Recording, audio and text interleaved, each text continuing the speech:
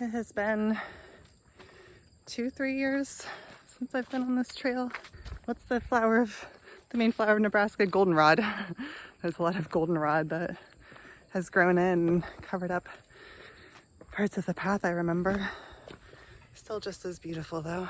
This is a place that has some complicated memories for me, as is true about most of Omaha, being back in my hometown. One thing I've learned since coming back for this visit is just the way that place influences our memories. I knew it would be hard to return, but I had never really, aside from last year when I was back to do some very specific things, I had never really had that experience before. I've never lived anywhere else. I never had to deal with grief and loss the way that I've walked with it these last couple years. And I've learned that just like being in this, stepping foot in this city, I mean, of course it's like specific memories from places I would go and things I used to do and aspects of who I once was. Of course it's like that, but it's also just like even literally landing in Omaha, even just my body, my physicality, being in this space, even without seeing specific things that trigger specific memories, I've still been feeling a lot of those grief moments and mornings and things that I think maybe sometimes we need catalysts to experience. Being here has been that catalyst. So part of what I'm doing on this hike, part of why I wanted to come on this hike is continue that process. Like the thing about it is that these feelings, these experiences, the grief existed in my body. I just didn't know it was there. I wasn't tapping into it in California because I was doing other stuff, tapping into other stuff, feeling other things. So being here, it's not really fun to feel the grief, but it feels like an opportunity. It feels like an opportunity for deeper practice, for deeper healing. Feather. I like to collect those. One person I was talking to about this was talking about his own experience and how like that's integrative work, right? When we tap into parts of ourselves that we've previously cut off or avoided or numbed or dissociated from, when we tap into those pieces, we're integrating, like we're reintegrating those pieces, those parts of us. Just because we're not feeling them in that moment doesn't mean they're not there, because then we encounter something. I come back to Omaha and they'll come rushing back. So it's not like being here caused that. It's more like being here allows me the opportunity to bring that up to the surface, to bring it up to the surface.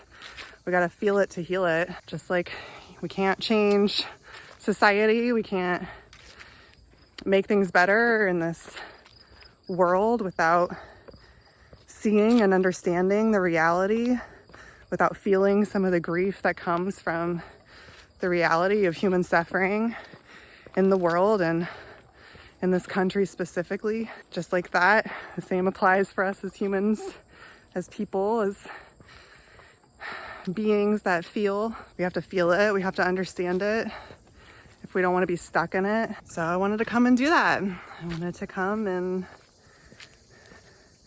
I mean, to me, it feels like a little bit of reclaiming work too. It's like I have all these memories and associations with this park, with this hike, with this specific land that are from my previous iterations, that involve a different version of myself, of who I was with the life that I was living here. By walking this trail, literally, by moving myself through this, I'm creating a new memory. I'm creating a new association. I'm reclaiming this space, this land, this hike, this experience. I'm reclaiming as this version of myself, it's not easy, but the things we avoid, we feed. Shame survives in silence, and so do a lot of other things that we don't really want to feel too. Oftentimes we keep feeling them because we keep avoiding them, and we don't want to feel them, and so we run from them and we flee from them. And we keep all that stuck in the body. The body keeps the score. The body remembers. 2 good books that talk about this. We've got to feel it to heal it. What we ignore is still within us, and it'll come out one way or the other. So here I am to feel it. When you get to the top of this hike, there's a creepy little playground. I mean, it's kind of creepy, but kind of cool too. This is Ancient Chaos, Untamed Fire. I'm also noticing it comes in waves. Like, it's not constant, it's not perpetual, it's not unbearable. It was like my 2nd or 3rd day here, all of a sudden all these feelings started to come up, and I was feeling a lot of grief and feeling like I really kind of was missing some of those old things, the old ways that I felt, the comfort of having the little life I'd built for myself here. And it was confusing. I was like confused by some of those feelings of, why am I missing this? Or like, why am I suddenly feeling so sentimental about this when it's been such a long time since I felt that? And is that normal? And is that okay? And what does that mean? Does that mean that I'm like regressing? Does it mean that I made a mistake and I should come back and be who I was again? And I don't really think it means any of that. I think it's just part of the experience. I think it's just part of the grief process and the grief cycle. And I feel like, maybe you know this, maybe a lot of other people know this. I haven't dealt with very much grief in my life. I haven't dealt with incredibly major losses really until I left. And so this is, as a 35-year, I'm 35, right? Nope, I'm 36. As a 36-year-old, I just turned 36. Oh my gosh, how old am I? 36. As a 36-year-old, I'm just experiencing some of this for the first time. And yeah, I'm like learning. Oh, this is the dead end. Whoop, let's turn it around. So yeah, I mean, like, this isn't stuff that we talk about. That's one of my huge beefs with humanity and our society and our education systems, is like, we don't talk about this. We don't talk about these parts of being human. This is what we should be taught. We should be taught what it looks like to grieve. We should be taught what it looks like to move through fear. We should be taught what it looks like to heal our traumas, and we're not. And so we learn from experience, and some of us learn earlier, and some of us learn from the experiences of other people. And maybe we had people in our lives who had that wisdom and helped teach us too. But I think a lot of us don't. And that was me. I'm learning all of this stuff the hard way as I go through experience. I know that is making me stronger, but it's also really hard. And I wish it didn't have to be this hard. And I don't want it to have to be this hard for other people.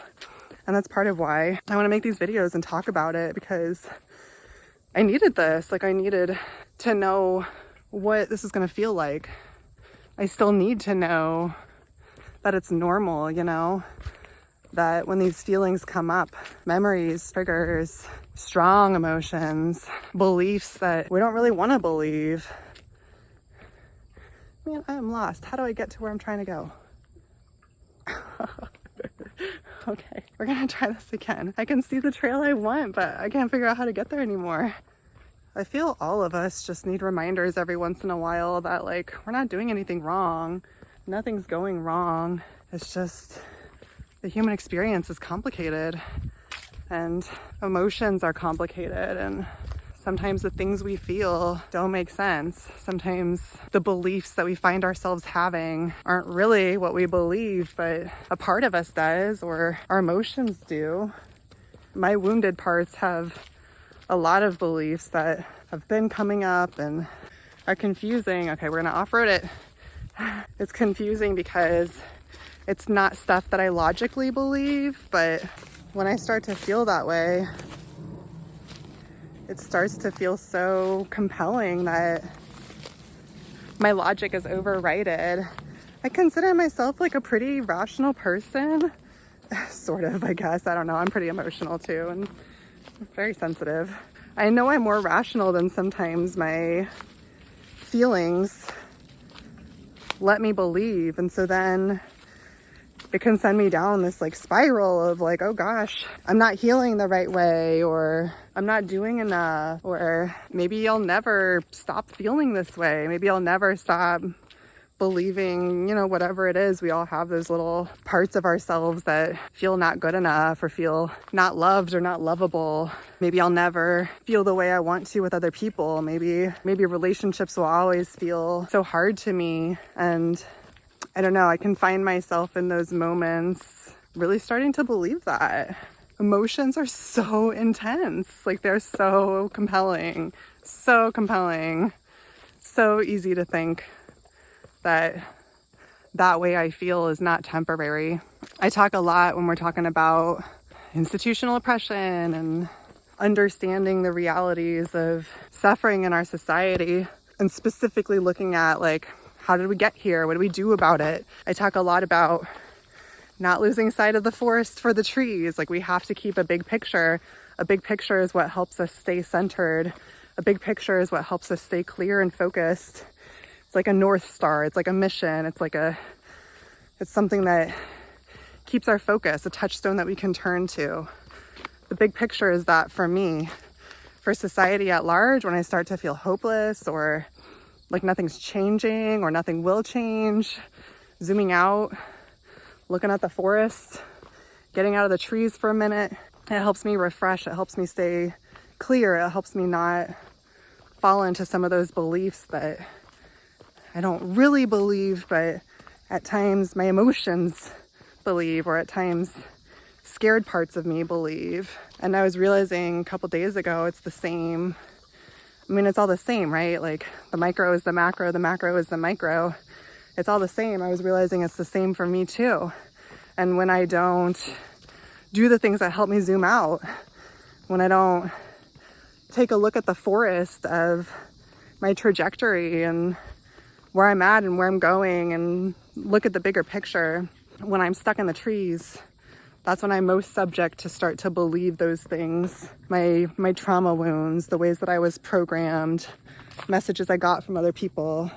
Woo! Oh my gosh, there's this mosquito that will not leave me alone. Ugh. Get out of my eyeball. So I was noticing like my first week here was rocky. It was hard. It was triggering. It was challenging.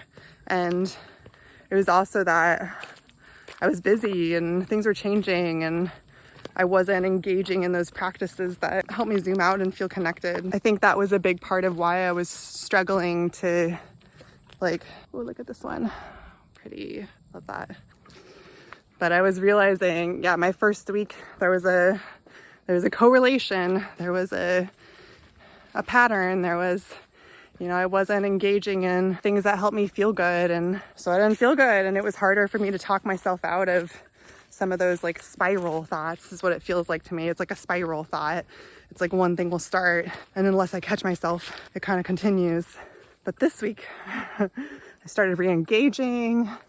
I've been meditating again. I've been journaling again. I made some space intentionally to zoom out, take a look at the forest, reflect on why this is coming up, why these feelings are happening. It's not an indicator of my failing. It's actually a sign of healing, of progress, something that needs to happen. I felt good.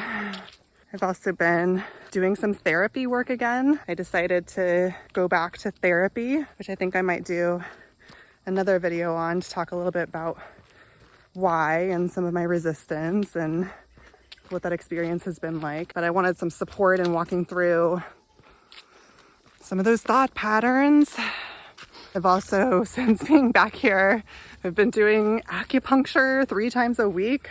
Never did I ever think that I would voluntarily stick needles in my body.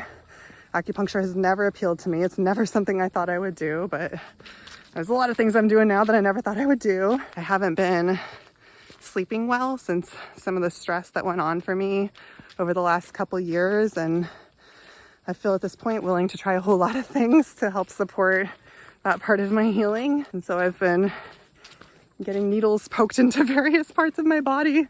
It's been alarming, but I'm surprised that it feels good. Not all of it feels good. The last time I went, she stuck needles in my toes, and that was so weird, like in between my toes, you know? When she does them in my back, they feel real good. But as I've been reinvesting in those practices and those things to both calm my physiology down, at the same time zooming out, at the same time looking at the forest, at the same time positioning myself within my healing trajectory, right? Like that's the thing, is that sometimes it can feel like this is the end. And so if I don't feel good right now, then that means I'm not going to feel good because this is the end. This is the last chance, last opportunity. I can sometimes fall into that kind of like a frantic feeling. And zooming out is so essential and important to me, and reminding myself that I'm on a journey, just like this winding pathway of a trail I'm walking, just like this trail. I might be like sweaty and lost in the middle of it, but there's a beginning point and there's an end point, and I'm somewhere in between. And that's life really, right? Like there's a beginning point and there's an end point, and we're always somewhere in between. As long as we're still alive, we're always somewhere in between. As long as we're still here, healing is always possible. Evolution and growth are always possible. In fact, they're inevitable. It's just, do we make choices that help shape that, or do we naturally let things play out without intentionality? And that often makes things harder for us in the short term, sometimes the long term. Do we take ownership of it, or do we let the traumas guide us? A book I'm reading now, turkeys. Hi, turkeys. A fiction book that I'm reading right now, Parable of the Sower by Octavia Butler, a fantastic African-American sci-fi writer. One of the things it talks about is the idea that God is change. The main character of the book develops a belief system. Ooh, nice fuzzy one. Probably from the turkeys. She develops this theory, this concept, this idea, more so she discovers it. She talks about discovering it, that God is change, and change is inevitable, and change is unstoppable, and change is the ultimate. You know, the only constant in life is change. The only constant about life is change. The only thing we can always rely on is change. She talks about shaping change, and to work with God being this idea of shaping change. And I find that really compelling. You know, we can't control, we can't stop change, we can't keep things the same way as much as we might want to, but we can shape change. And I feel that way about our healing too. We can't control our healing, we can't rush our healing, we can't snap our fingers and magically not feel the way we're feeling. But we can shape it. We can shape it. Those are the practices, right? It's finding like, what are the practices that work for us? What are the things that help us feel the way that we want to feel? How do we shape that experience without controlling that experience? I can't erase the memories that I developed here on this trail specifically, or in Omaha. I can't erase the associations that I have, but I can shape the way I feel about them. I can allow myself to be here, to feel what comes up, to look at that, to sit with that, to process that, to ask myself questions about that. Is that really how I feel? If I zoom out, do I still feel that way? If I look not just with rose-colored glasses, which is really easy to do when we're looking back at things, but if I look with like a clear, objective lens, with my blue lens instead of rose-colored lens, then how do I feel? Oh. back through the obstacle. I can't control it. I can't stop it. I can shape it. We can shape it. That does not seem to be the right way. So at this point, we lost. And that's the thing about this hike is I love it because there's like so many trails, but also there's so many trails. They are everywhere. So we're gonna do some more off-roading. Hop on to another trail, see what happens. I know the general direction, so don't worry, I won't make you too lost with me. I encourage everyone to get out in nature if you can, when you can, as much as you can. That's something else that always helps me zoom out and keep my focus and remember that the things I can sometimes get so wrapped up in as a human, maybe not as dire as sometimes it feels in the moment to me. I'm still a little lost, but I think I'm doing it. I remember this from being here before too. Just a little trail hopping, up from trail to trail, gradually find my way out. I guess that's pretty symbolic, huh? Of this whole theme, this video. Sometimes we gotta muddle through and skip around and not really be sure where we're going and just kind of feel for the general sense of what's my direction? What's my direction? Keep heading that way. Hope we choose the right path, and if we don't, sometimes we just circle around. Ooh, okay. I found the way. It's this way. Look at that. We found our way. On a very steep hill. Well, that was so fun. Thanks for taking a walk with me this afternoon and helping me do some reclaiming and shifting my relationship with this land, this hike, this space. All right, I'll catch y'all in the next video.